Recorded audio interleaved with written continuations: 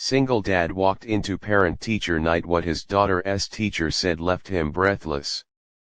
The gymnasium lights buzzed faintly overhead as Mark adjusted the collar of his only decent shirt.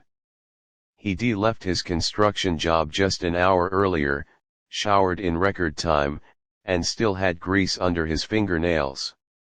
Tonight was parent-teacher night, and though exhaustion clung to his bones, he knew nothing mattered more than showing up for his daughter, Lily. Lily was everything. 9 years old, all freckles and curiosity, with a laugh that could knock the weight off the heaviest day.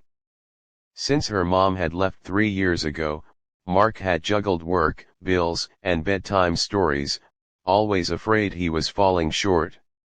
He walked into the school with a knot in his stomach, bracing himself for the usual, "Lily is bright, but, or she struggles because she doesn't have." The hallway was a buzz of parents in polished clothes and calm smiles. Mark felt out of place instantly, a man carrying the scent of long hours and survival in a room where other parents compared vacation plans and swapped business cards. He shoved his rough hands into his pockets and waited outside Mrs. Taylor's classroom. When his turn came, he stepped in nervously. The room smelled of chalk and crayons, walls decorated with essays and art. Mrs. Taylor, Lily's teacher, looked up with a warm smile. She was young, professional, but her eyes carried that rare kindness that didn't feel rehearsed. "Mr. Reynolds," she said, gesturing for him to sit. "I'm so glad you came." Mark cleared his throat. "I try to make it. Don't always succeed, but yeah, I'm here." Mrs. Taylor slid a folder across the desk, but she didn't open it. Instead, she leaned forward slightly, her voice soft.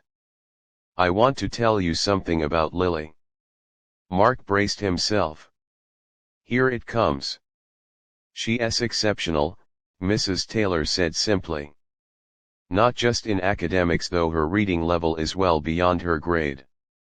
It's the way she sees the world. The way she cares for other kids." Mark blinked, caught off guard. "Cares, what do you mean?" Mrs. Taylor's expression grew tender. "Last week, a boy in class forgot his lunch. Lily split hers without hesitation. Another day, a girl was upset after her parents argued at home. Lily held her hand through the entire recess. When we worked on essays about our heroes, most kids wrote about athletes or singers. Lily wrote about you." Mark's chest tightened, breath caught somewhere between pride and disbelief. "Me?" "Yes," Mrs. Taylor nodded.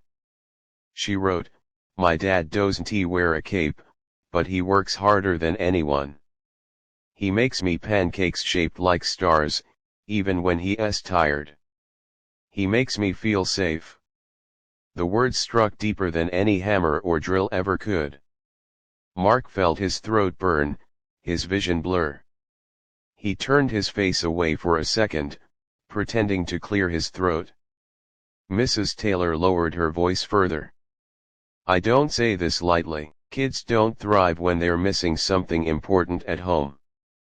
But Lily isn't missing anything, Mr. Reynolds. She's overflowing with love, security, and strength, and that comes from you." Mark couldn't speak. For years he had feared that every long shift, every second-hand toy, every skipped meal for himself had left Lily with less than she deserved. And yet, here was her teacher, telling him that the very things he thought made him inadequate had shaped Lily into a child full of compassion and resilience. The silence stretched, heavy but tender, until Mark finally found his voice. I didn't know she felt that way," he whispered. Mrs. Taylor smiled. "Children often see more than we think." For the first time in a long while, Mark let the weight slide off his shoulders. He stood to leave, but paused at the doorway, his voice steady now. "Thank you." I needed to hear that. As he stepped into the hallway again, the noise of chatting parents faded. Mark didn't notice the polished shoes or business suits anymore. He walked out of the school with his head a little higher, knowing that maybe, just maybe, he was doing something right.